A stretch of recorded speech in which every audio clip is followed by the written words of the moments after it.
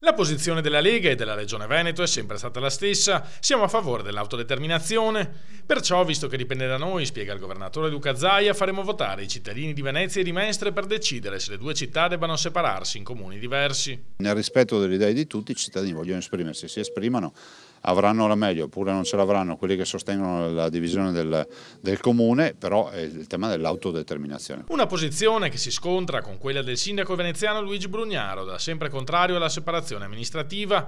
Non possiamo farci niente, allarga le braccia Zaia, per noi è una questione di coerenza, diremo sempre di sì a qualunque consultazione popolare. Non è una presa di posizione contro Brugnaro o a favore di Brugnaro, assolutamente no, peraltro con il quale ho un ottimo rapporto. Dico, oggi stiamo lì a dare la possibilità ai cittadini di esprimersi. E a proposito di esercizi di democrazia, tale è stata, secondo il governatore, la grande manifestazione del centrodestra andata in scena domenica in Piazza Maggiore a Bologna. Peccato, sospira, che qualcuno non l'abbia capito. Ci spiace per chi contesta, ci spiace soprattutto per i poliziotti messi in dura difficoltà, però è altrettanto vero che l'esercizio della democrazia passa anche attraverso il rispetto delle idee altrui.